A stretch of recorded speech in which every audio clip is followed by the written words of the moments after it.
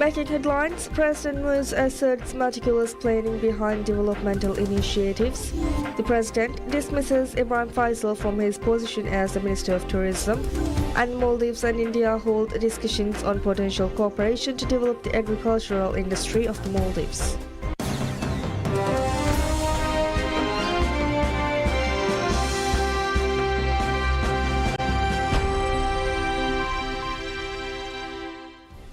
Bismillahirrahmanirrahim. Assalamualaikum. Welcome to PSM News in English with me, Hafiz Abdusattar. And now the news in detail. President Dr. Mohammad Muiz unequivocally addresses allegations that his administration is making pledges and promises regarding developmental initiatives without proper planning or current developmental agenda. In a recent address to the residential community of Muradu, Ha Alif Eto'o, President Dr. Muiz categorically denied these allegations, addressing that every pledge made by his administration has been the result of meticulous planning. He assured the community that each commitment is made only after careful consideration to ensure its fulfillment and after identifying a clear path forward for its implementation.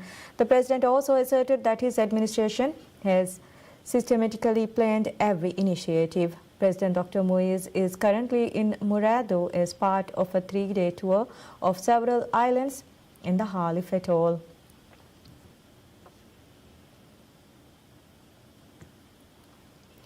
President Dr. Mohammad Muiz dismisses Ibrahim Faisal from his position as the Minister of Tourism. The announcement was made in an official statement issued by the President's office. According to the statement, President Dr. Muiz has assigned interim oversight of the Tourism Ministry to Muhammad Saeed, the Minister of Economic Development and Trade, effective this Tuesday. Faisal, who was appointed as the Minister of Tourism on 17th November 2023, has been relieved of his duties.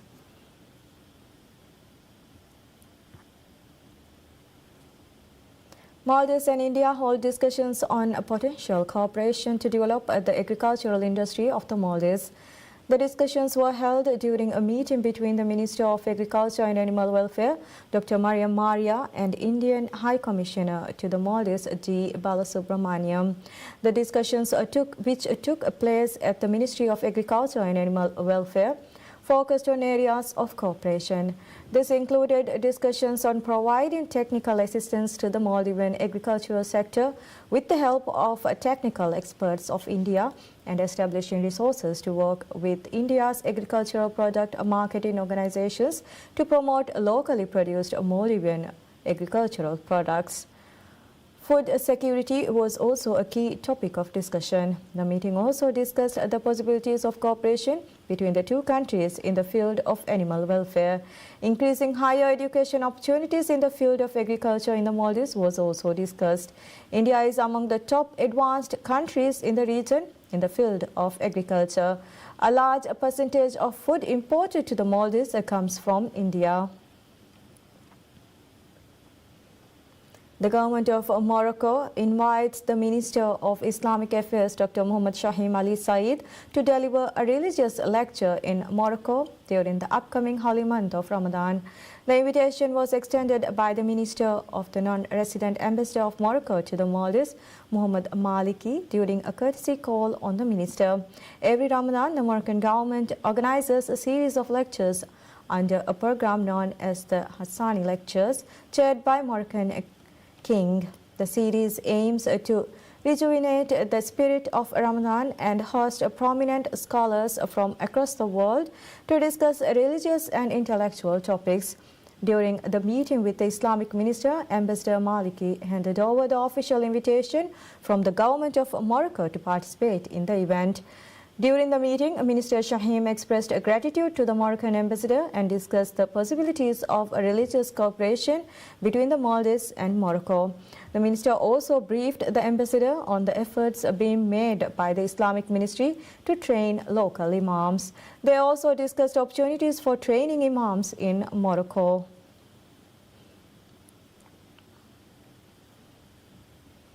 The Steering Committee for the Maldives Resilient Reef Ecosystem and Economy for Future project commences its work. The Maldives Reef Project, backed by Global Fund for Coral Reefs and the Australian government through the United Nations Development Programme (UNDP), aims to secure financial support for reef conservation and other environmental initiatives in the Maldives. The project, jointly implemented by the Ministry of Environment and UNDP, is slated to last 8 years. The Australian government has pledged $3.3 million over 5 years to support the initiative. The initial phase of the project focuses on the renovation of the nature parks in southernmost Addu City and Formula City. An agreement was signed between the Ministry of Environment and the Addu City and Formula City councils in October 2024, allocating $129,700 for this purpose. Under the agreement, the existing nature parks in both cities will be renovated and equipped with necessary facilities. The Ministry of Environment and UNDP have formed a steering committee to oversee the project's implementation. On Monday, the Minister of Climate Change, Environment and Energy, Tariq Ibrahim, announced the commencement of the committee's work in a social media post. While the first phase targets Addu City and Formula, the minister said future collaborations will involve residents of other targeted islands and relevant agencies. The committee's first meeting was co-chaired by Minister Tariq Ibrahim and the UNDP resident representative Enrico Gaviria.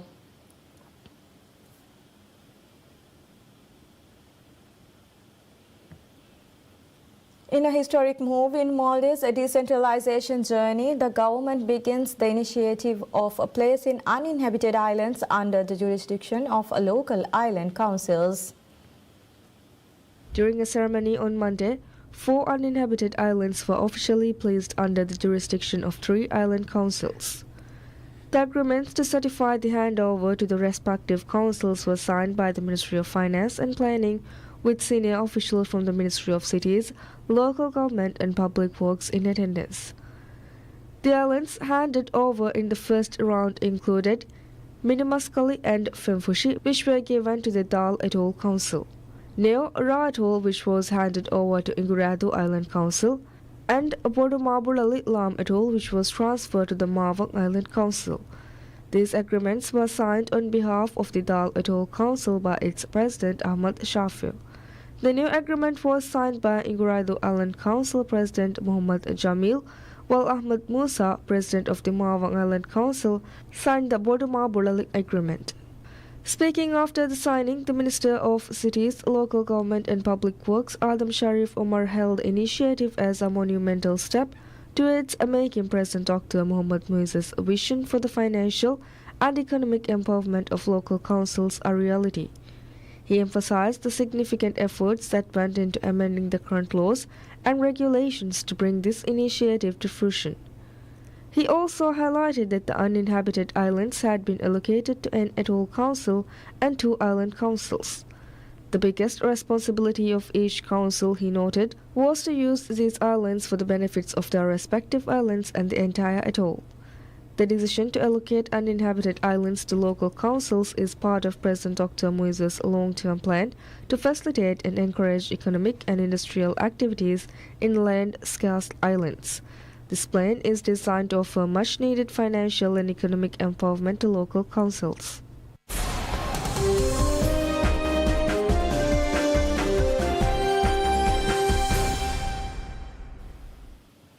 Technology shares globally takes a hit as a surge in popularity of Chinese AI startups' low-cost model raised concerns over the future demand for high-tech chips in the sector.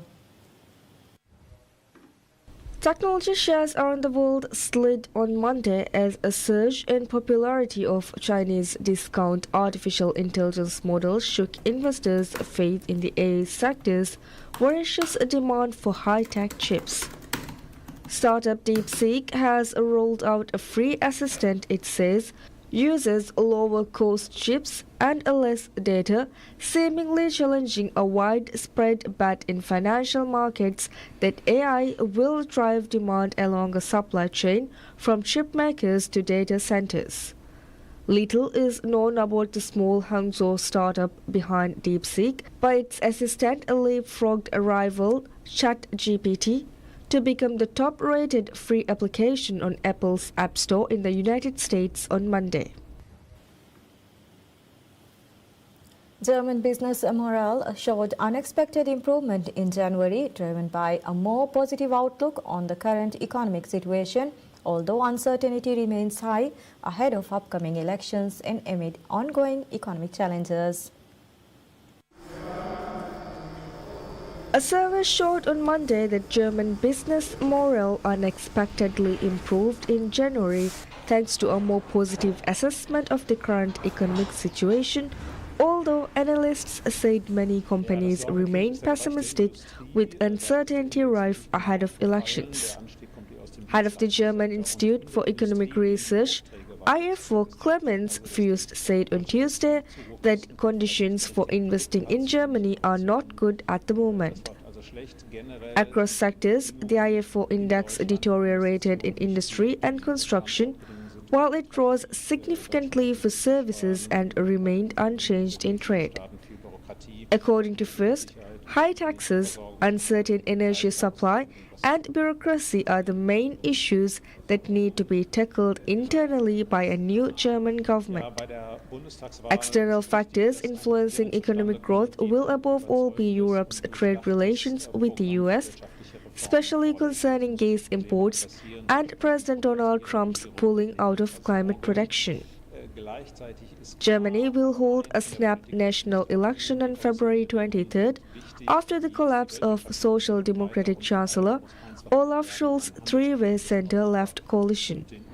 Disagreements over how to save Europe's largest economy were the main factor behind the demise of the fractious coalition, and the economy is the top concern of German voters following 2 consecutive years of contraction. Germany's opposition conservatives have a big lead in pre-election opinion polls.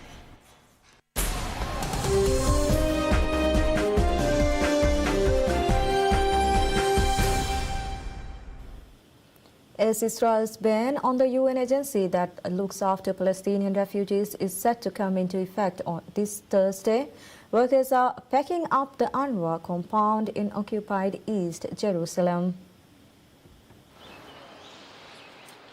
Israel's government has ordered UNRWA to vacate premises and cease operations in East Jerusalem after the Israeli parliament last year passed a law banning the agency and also voted to prohibit Israeli authorities from having contact with UNRWA. The agency has for decades operated schools and medical centers in East Jerusalem, as well as the occupied West Bank and Gaza for tens of thousands of Palestinian refugees. It's unclear who will now provide those services. What comes next remains unclear, and the Israeli Prime Minister's office did not immediately respond to questions on who would provide services beyond Thursday or what would happen if UNRWA continued to operate. For thousands of Palestinians in Jerusalem who do not have Israeli citizenship or a nationality of their own, but who retain the refugee status that gives them access to UNRWA's services, the future is uncertain. Although the ban only covers Israeli territory directly, it is unclear how it will affect operations in the West Bank and Gaza, where it has been the main provider of education. 750,000 Palestinian refugees from the 1948 war at the time of the creation of the State of Israel. Its vulnerable position in Jerusalem comes from the special status of the city, which Israel considers part of its territory, while most of the world considers the eastern section seized in the 1967 Middle East War and later annexed as occupied territory like the West Bank. Its sprawling headquarters, in a prime position not far from the old city, has long been a thorn in the eye of governments that considered the agency fundamentally hostile to Israel. Israel says its continued existence decades after the 1948 war has consolidated the refugee status of generations of Palestinians who now number in the millions living in Jordan, Lebanon and Syria, as well as the West Bank and Gaza, freezing the conflict in place. It regularly accuses the agency of anti-Israel bias and has also accused it of being infiltrated by members of Hamas. It says its responsibilities should be transferred to other UN bodies such as UNHCR, the world body's main refugee agency. The UN rejects accusations of bias and says that UNRWA's expertise, built up over decades to Palestinians without formal national status, is irreplaceable, particularly in Gaza. More than 200 UNRWA staff has been killed in Gaza during the latest genocide of Israel. United Nations Secretary General Antonio Guterres expresses concern over Donald Trump's 90-day pause on foreign assistance to review allocations and ensure they align with the U.S. President's foreign policy. The Secretary General has called for additional exemptions to be considered to ensure the continued delivery of critical development and humanitarian activities for the most vulnerable communities around the world whose lives and livelihoods depend on this support. The UN highlighted that the US is one of the largest contributors to the UN system in terms of voluntary contributions to humanitarian and development aid. The Secretary General notes with concern the announcement of a pause in U.S. foreign assistance.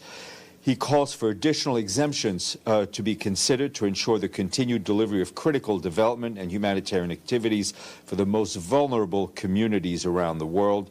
Those lives and livelihoods depend on this support.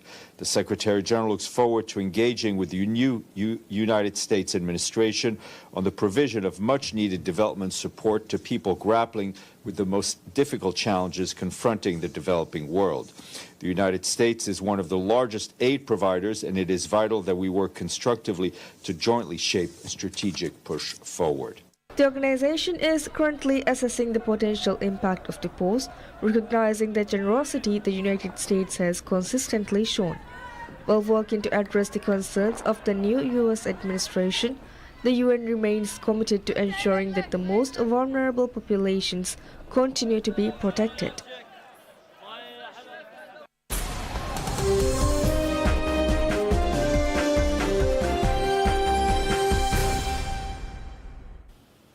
Spain coach Luis de la Fuente signs a contract extension that will keep him in charge until Euro 2028, following his successful leadership of the team to the 2024 European Championship title. The Spanish Football Federation, RFEF, said on Monday that Spain coach Luis de la Fuente has signed a contract extension that will keep him in his post until Euro 2028. De La Fuente must first negotiate the qualifiers for the 2026 World Cup tournament, which will be held in the US, Canada and Mexico before the Euros in Britain and Ireland. Under the 63-year-old's guidance, Spain won all 7 matches to claim the 2024 European Championship title with a 2-1 victory over England in the final. De La Fuente began coaching Spain's youth teams in 2013, starting with the under-19s before guiding the under-23s to a silver medal at the Tokyo Olympics. He was named the senior team's manager in 2022, leading them to the Nations League title the following year. Nations League champions Spain visit the Netherlands on March 20th in the first leg of the quarter-finals. The outcome of the ties decides which World Cup qualifying section teams are in, with the winners put in groups of 4. And that's all we have for this hour. Thank you for watching. Wish you all a very pleasant time ahead.